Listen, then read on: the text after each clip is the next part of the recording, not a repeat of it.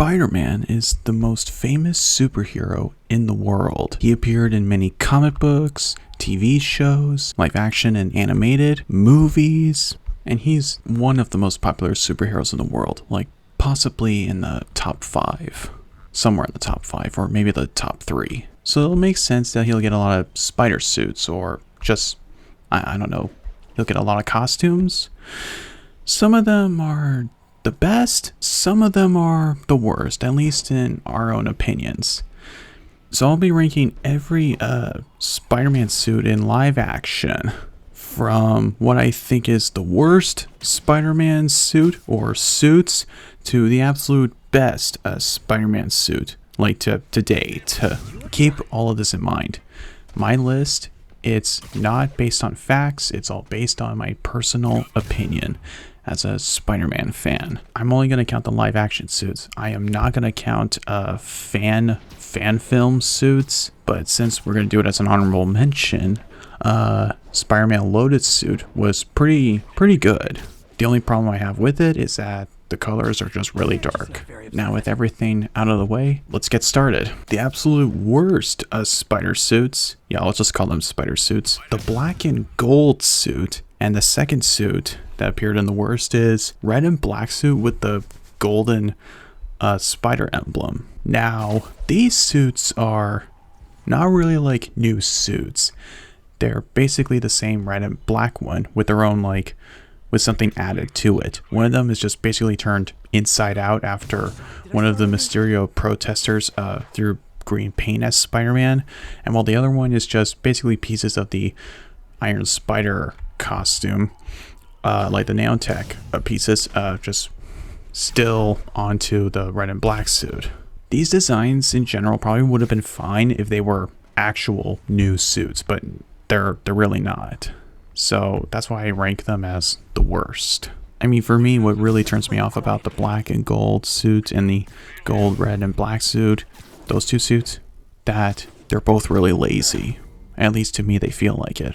The one in the next one that ranks above the first two suits is the Night Monkey suit, or maybe it's called the Stealth suit, that appeared in Spider-Man Far From Home.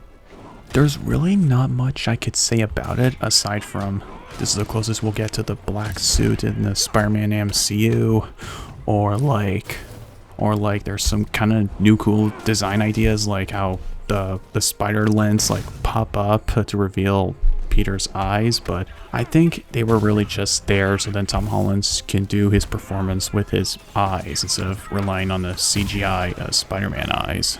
And I didn't really notice there was much detail into the suit, like the shield emblem, because it's all black. You can barely see much of that suit. With the correct lighting, you can, but overall you're not really going to see much. You could literally just have one black cloth covering the whole suit and it's not going to make a difference. But overall, I'm not going to say much about this suit because it's just not impressive to me. There's nothing much I can say about it. The suit that ranks above the Night Monkey suit is the Vigilante suit from The Amazing Spider-Man 1. It's not really a Spider-Man suit, it's just really Peter Parker wearing a red mask with sunglasses on and wearing normal street clothes. At least there was something interesting about it. It's not a great suit, but at least there's something you can say about it. After all, since it's not a Spider-Man suit, there's not much to talk about it. But, it makes sense. Peter Parker is starting out. He's just, Vigilante. He's not Spider-Man just yet. So there was really nothing much I could say about it. The suit that ranks above the Vigilante suit is the Iron Spider armor of the MCU. I don't like it. I thought it really was. And I guess when I saw it for the first time, I thought, okay, this is going to be awesome. But then, after just a while, I just end up not liking it. It is better than the previous suits that I listed because there's actually really more cool things about it. But really, though, they were better off going with the concept art Iron Spider armor. And heck, if you want to keep that same emblem on the chest, you can still do that as long as you have it, gold. or whatever. And the fact is, we end up seeing that original Iron Spider design in Far From Home, but we end up still not getting that one. It's quite disappointing to me, and some other overhyped details on it just really makes it I don't know, really hard to look at. And let's be honest, Tom Holland's Spider-Man has a lot more Spider-Man designs than usual, just to sell more toys, like the black and gold suit and the red and black gold emblem. Those two suits, they were really better off just going through old concept arts, and make toys of those ones. Those are really interesting.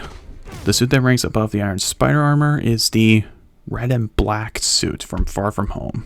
Yeah, I've been noticing a lot, even in concept arts, that people really want to make Spider-Man wear red and black. Yeah, even in the first Spider-Man movie in the Raimi films, he almost had a red and black suit, and we almost got that. We even see in one of the trailers for the first Spider-Man movie, by Sam Raimi.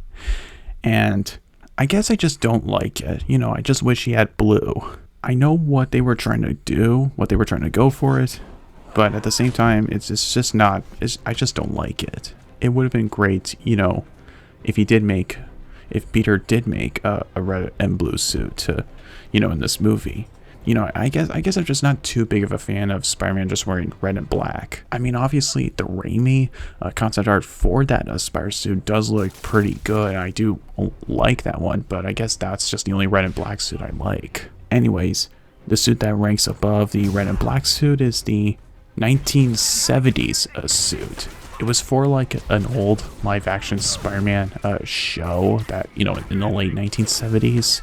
And it's obviously not the best, but it is the first live action suit technically. So I can't really say much bad things about it. It does have some interesting ideas with the web shooters, like white bracelets.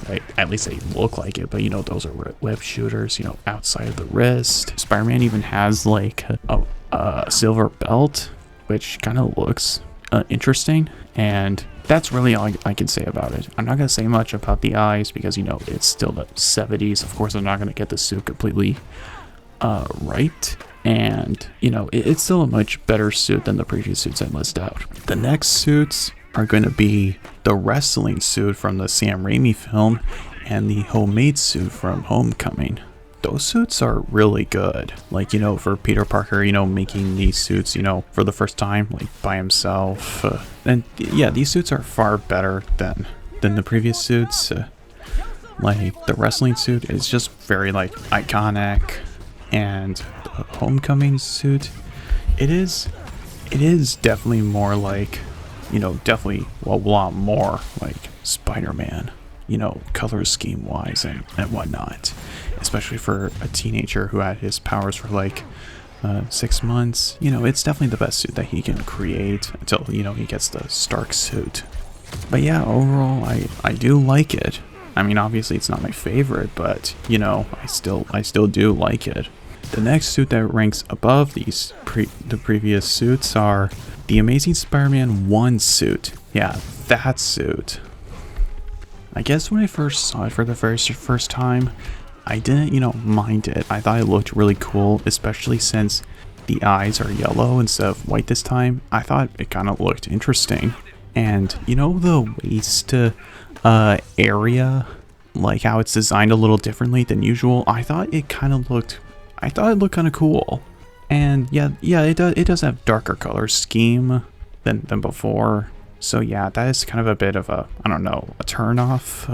And there are some overhyped detailed designs to it, but I don't think it's too much of a problem because I was growing up in the 2010s, born in the 2000s, and you're growing up, and I guess I'm just used to it that I do like it this much. Now, the suits that rank above the TASM 1 suit is the red and blue Raimi suit, from the Raimi trilogy. I didn't notice there was a difference in between the movies in different suits, but I just ranked them as the same suit. The TASM 2 suit, the Stark suit, the black Raimi suit, and the No Way Home Raimi suit. these suits are amazing. First of all, the Raimi suit, it's just iconic. Like, the raised webbing was a cool idea. Spider-Man having triangular eyes, it's interesting. Silver eyes, whatnot. It's pretty interesting. But, you know, it's just so downloaded into my mind that I just found it, you know, iconic, you know, as every Spider-Man fan, you know, would be.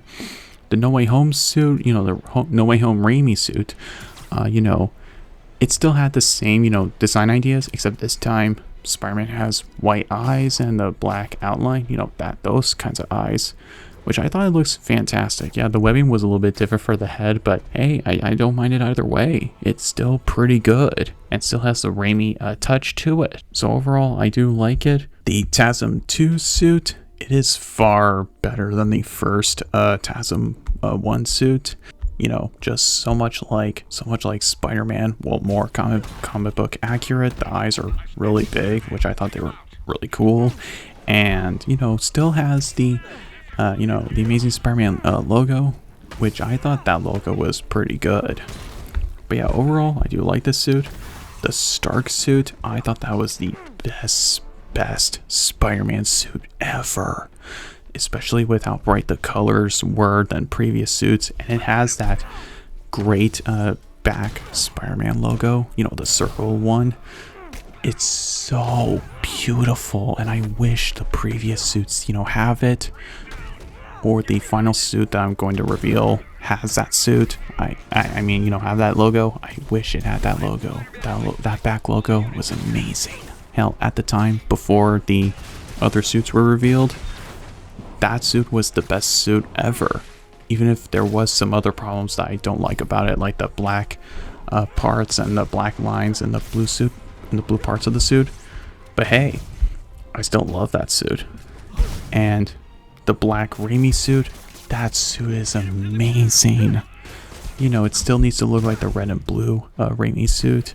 You know, obviously evil eyes, and the logo didn't really change that much, but hey, it still looks a bit different enough. And the raised webbing, still a great idea for this version of the black suit. So I still say it's pretty damn great black suit until we're probably going to get another black symbiote suit. But who knows when that'll happen in the future. And the final suit, you know exactly what suit this was going to be. And I'm going to say it right now. It's the final Swain suit from No Way Home. That suit. Everyone. That suit is beautiful. It's everything I ever wanted in a Spider-Man suit. It's just that beautiful. The only problem I have with it was just the back logo. If they kept that Stark suit back logo and put that on the final Swain suit, it would have been 10 out of 10. To me, that final Swain suit is 9.9 out of 10. That suit is just beautiful. It looks like Spider-Man from the comics. This is what I wanted. This is exactly what I wanted. I don't know what more I could say about it. This is the Spider-Man suit I wanted all these years. And I love that new Spider-Man logo. It's just that great.